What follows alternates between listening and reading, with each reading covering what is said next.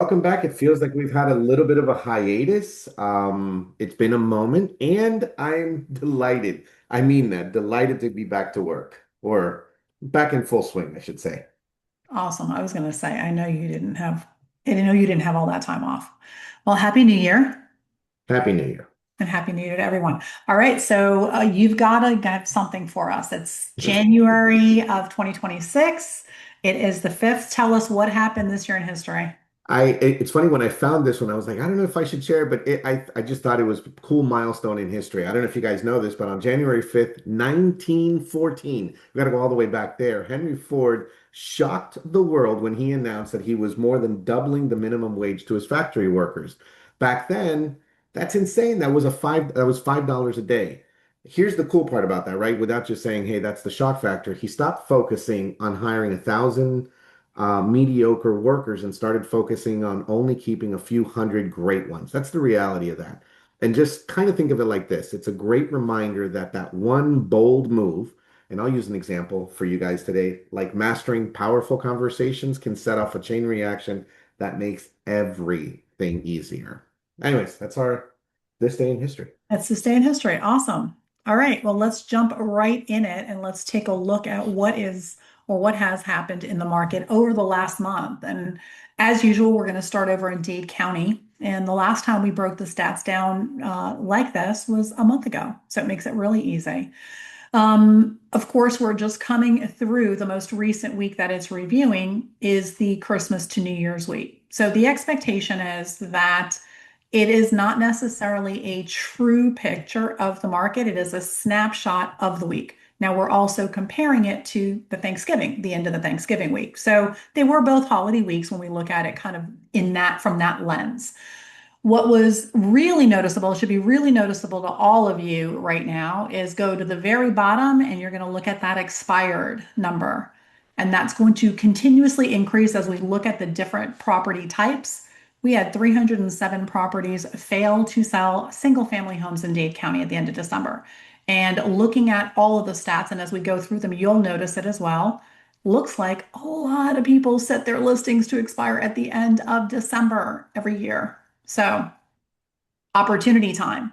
These were definitely people who had a thought, an idea, and a dream, and a wish and a desire to actually sell their home. This is a massive opportunity. So, I know some of our market centers were hosting expired lead generation days, Hmm. and that Last Friday, happened, that right? Yeah. And some of them were busy. Every agent, this is a massive opportunity. Even if this is not your focus, this should be your focus right now in the areas that you service. You don't need to focus on the whole county, just focus on the areas you service because that's an opportunity.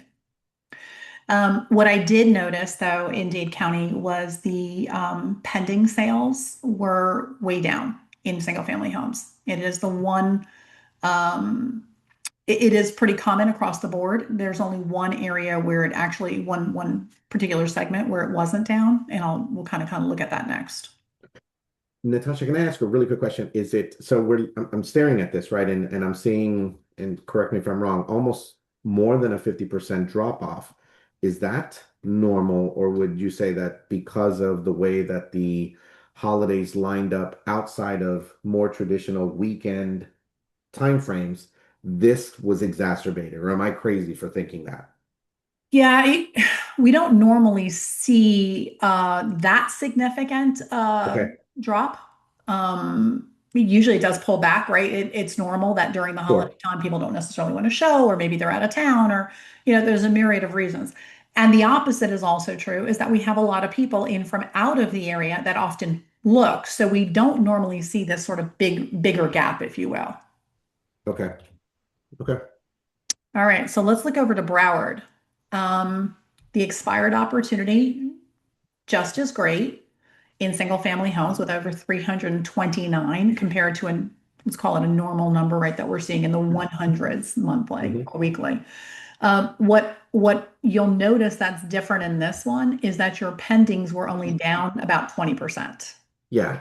So not as heavy of a hit, and more in line with what we've been used to seeing for that time of year, I think. Yeah, historically, that's about right for that time of the year, right? Okay. We definitely always see a little bit of a dip. It is just is what it is. So we shall see what the next 2 to 3 weeks kind of give us. Remember, this happens pretty much every year. Hmm. Um, the market, whether it's the sellers, the buyers, or the agents in the marketplace, start to get really nervous somewhere between the 5th and 10th of January. And I always say, give it till the 15th. Everybody's got that post-holiday, New Year resolution still going on, not necessarily in full swing of focusing on real estate. And then we see what happens by the middle of January. That is usually our indicator of what's happening in the market. Got it. Okay.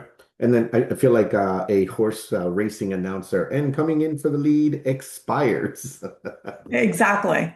And guess what? Here we see it even more so with over 800 opportunities. It's unbelievable. I mean, just if you look at new to market, almost triple, not quite triple, 2.5 times the number of new listings as the ones that actually expired. So it's a massive number. Hmm. And yet because what I'm looking at right now is pending sales. Like, what are our pendings doing? What are our actives with contract doing? Because that's indicative of what the market's going to do over the next 4 to 8 weeks. And we can see, again, a pretty large pullback. It's about a 50% pullback right now in those two. But again, 1 week snapshot of a holiday week does not give us a real picture of exactly what's happening. And when we go over to the condos in Broward and townhouses here in Broward County, you'll see that our expireds are also about double of what new inventory was, 686. So again, another great opportunity. Pendings were down, not quite the 50%, but about 40% down. So this gives you a quick snapshot of what the market is doing. Now, if I were an agent right now, Adrian, Hmm. what Hmm. could I do to start generating some business? We're January, we're fresh year. What do I need to start doing? Am I just jumping to what my eye is gravitating towards, which is hey, someone wanted to do something, it didn't pan out. That means that it's very likely that they would still like to finish that. And I'd be hitting up the phone with the expires and for sale by owners at this point. That's almost like Yeah. a guaranteed, I still want to be in business. 100%. I would absolutely be looking at those expires. And you're right on the money because the opportunity is pretty deep there. The next thing I would be doing is I would be calling my database, right? It's a great opportunity. It's Happy New Year. You can ask them, like, what are you most excited for 2026? Are there any things happening in your life that might, any changes coming, right? Whether family or home or career or whatever it is. This is the perfect time to get started on calling that database if you haven't been calling right now, because you can say Happy New Year and I no one love that. feels weird about that. So, all right. We've got some changes, some contractual changes. Love how I this happened. So I know that a lot of us think, I know that a lot of you on the call probably say, you know what? Oh my goodness, here we go again. Here the brokers at it again, just waiting to change forms. Here's the cool part. These forms have been in the works for a while. National Association of Realtors just launched them out. The other side of good news before I get into some of the forms is just that these forms will all be updated in the back end on DocuSign. I'm saying the wrong one. Yeah, on DocuSign on the back end. You guys don't even have to do anything to him, and they'll be ready for you to use. We just want to make sure that you're aware that they'll be up there ready for you to use. And did I use the right one? I don't know why. Anyways, first one is easy. It's the compensation agreement seller or seller's broker to buyer's broker. For many of you who have been using these forms for a while, you know that we have explicitly told you or expressed that, hey, in our brokerage, we use seller to buyer's broker compensation agreement. The good news here is that they combined the two forms where if you had the choice, if another listing agent sent you broker to buyer's broker, you'll have the choice to simply select which one of the two applies to that particular listing's compensation. Then I don't want to get all into the form, but if you see it, most of the language is the same. It just gives you the option to ask, hey, who's paying? Is it the seller is it the seller's broker? And at the very top, it's just one of the two boxes. pretty much most of the rest of it fall in line with what you're used to and how you're used to filling it out. I guess the next one, if we can, to go along in line with that is that if you find yourself with a need to modify the compensation structure once you're under contract, then there is the modification to the compensation agreement, which now combines the two variations, seller paying or seller's broker paying the compensating agent, cooperating agent. Now you just select one of the two and you modify the form in one shot. The good news is they told us they were going to combine it. They finally combined it. Here it is. And your forms will be updated over the next, I would say no more than the next 24, 48 hours. Mind you guys were first, your forms are updated. Yeah, the state updated them this morning at 9 o'clock, so it's a rolling release. So Form Simplicity would have had it at 9. The other form systems will pick it up throughout the day. So they should all be updated, and your checklist would be updated. But Mhm. that's not all, is there, Adrian? Because we got No, so I didn't want to bombard you guys with every single one of these forms because the truth is you're not going to really read them on a call like this. But I kind of just wanted to give you a heads up. For those of you that sell land, the vacant land listing agreement has been updated.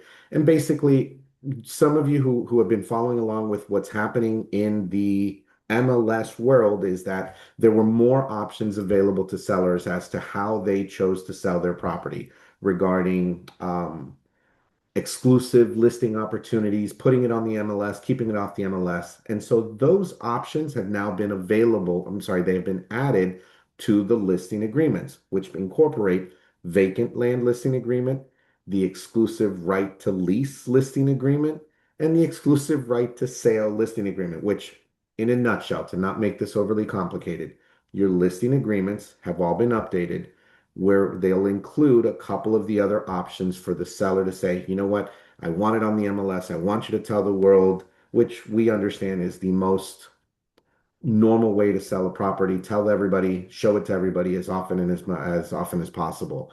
The other ones offer a few more restrictions, and again, that's all based on what's good for the customer. You've got the other big one that I do want to spend just 2 seconds on is the exclusive buyer brokerage agreement that you guys all use, which is your transaction brokerage agreement, now has an additional checkbox for audio visual acknowledgement if you show a buyer something virtually. We thought the day wouldn't come, but yes, that checkbox is available for you because again, we want to be able, they wanted to be able to protect you and your customer and incorporate that because we know that that's an option a lot of you are using, especially with out-of-towners, and you're showing them property virtually. This now incorporates the agreement that you have with them that says, hey, we acknowledge that you've gone through all of your responsibilities and duties and that you're complying with the settlement agreement by checking that box. Nat, did I cover it? I think that's you, kind you of covered it. it well, Adrian, and I see a video coming forward. I see a video in our agent's future where you're going through this through video. Sounds great.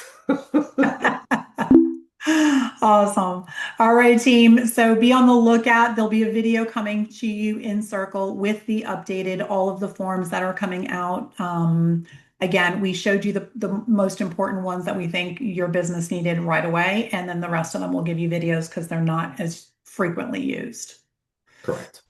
Awesome. All right. Well, we have got a video for you as we feel appropriate at the very beginning part of the year. So let's see if this will work right. Well, we're going to hold it while we get it to actually play correctly. And then it should work. Doing and how you do it. If you don't change what you're doing and how you do it, nothing else will change. You cannot change your life unless you change something. Once you change one thing, your mindset, you can attack everything. Take some action. Because yeah, nothing changes and nothing changes, man. Something in you has to wake up. And usually the only person that can wake it up is you. Nobody else at the moment has the power to change you unless you have that initial spark and say, I must do something. I don't want this anymore. Scary to wake up every day and say, I'm stupid, but I want to figure out a way to be smarter. versus saying, man, I just can't do that. So you limit this box. So your box becomes so small of things you can do. In order for something new to come, something old must go. If you always do what you always did, you'll always get what you always got. If you don't change what Oh, we already saw that. We don't need to There see we it go. again. Let's try to get out of there. All right.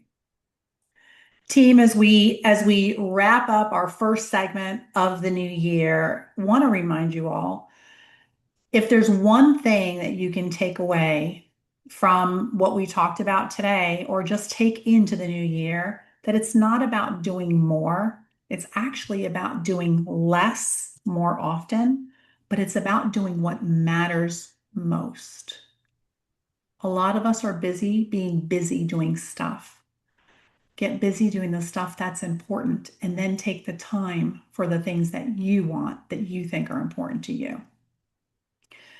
Adrian, thank you for joining us and providing all of that valuable information to all of our agents and keeping them in front of the pack, because it was awesome that we found out today at 7:30 about form changes an hour and a half later. And you, of course, got it all. Nothing like that. Thank you. And thanks always to all of our partners, Myari Tasker, Gregory Taylor Title, and Top Flight Home Loans. Team, have an amazing day, have an amazing year, and we will see you all in the market centers over the next week. See you shortly. Bye, Bye, guys. guys.